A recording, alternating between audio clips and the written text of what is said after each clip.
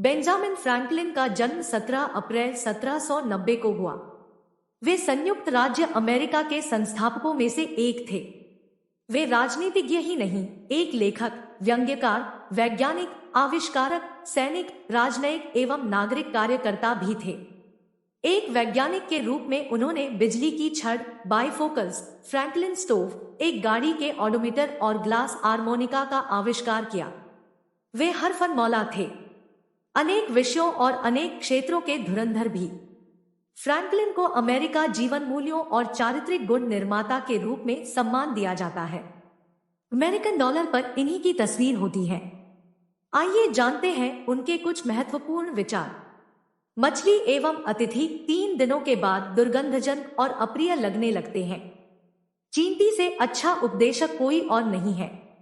वह काम करते हुए खामोश रहती है। यदि कोई व्यक्ति अपने धन को ज्ञान अर्जित करने में खर्च करता है तो उससे उस ज्ञान को कोई नहीं छीन सकता। ज्ञान के लिए किए गए निवेश में हमेशा अच्छा प्रतिफल प्राप्त होता है। ज्ञान में पूंजी लगाने से सर्वाधिक ब्याज मिलता है। जीवन में दुखद बात यह है कि हम बड़े तो जल्दी हो जाते हैं, लेकिन समझदार देर से होते हैं। कुछ लोग 25 की उम्र में मर जाते हैं, लेकिन उनका अंतिम संस्कार 75 वर्ष की उम्र में होता है। 20 साल की उम्र में इंसान अपनी इच्छा से चलता है, 30 में बुद्धि से और 40 में अपने अनुमान से। हम सभी अज्ञानी पैदा होते हैं, लेकिन मूर्ख बने रहने में बड़ी मेहनत लगती है। मुझे बताओ और मैं भूल जाऊंगा। मुझे सिखाओ और मैं याद रखूंगा। मुझे शामिल करो और मैं सीख जाऊंगा। मित्र बनाने में धीमे रहिए और बदलने में और भी। जिसके पास धैर्य है वह जो चाहे वो पा सकता है। कुछ ऐसा लिखे जो पढ़ने लायक हो या कुछ ऐसा करे जो लिखने लायक हो। अज्ञानी होना उतनी शर्म की बात नहीं है जितना कि सीखने की इच्छा ना रखना। अपनी प्रतिभाओं को छुपाओ मत, वो उपयोग में लाने के लिए है। धूप घड़ी का छाव में क्या काम? जो बहाने बनाने में अच्छा है वो शायद ही किसी और काम में अच्छा हो। जल्दबाजी में काम खराब हो जाता है। महान सौंदर्य, अत्यधिक ताकत, बहुत धन का वास्तव में कुछ खास उपयोग नहीं है। एक सच्चा हृदय सबसे ऊपर है।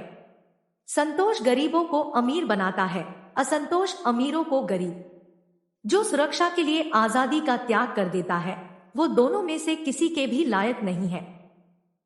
जब आप बदलाव करने बंद कर देते हैं तब आप समाप्त हो जाते हैं।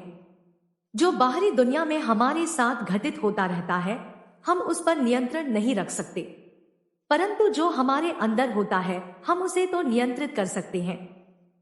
अपने दुश्मनों को प्रेम करो क्योंकि वे तुम्हारे दोषों के बारे में बताते हैं। मुझे उम्मीद है दोस्तों आपको ये बेंजामिन फ्रैंकलिन के अनमोल वचन सुनकर बहुत अच्छा लगा होगा। आपने बेंजामिन फ्रैंकलिन के इन अनमोल वचनों से कुछ नया सीखा होगा। अपने दोस्तों या फिर किसी नजदीकी व्यक्ति के साथ ये अनमोल वचन जरूर शेयर करना। आपको कौन सा वचन सबसे बढ़िया लगा वह मुझे कमेंट करके जरूर बताना।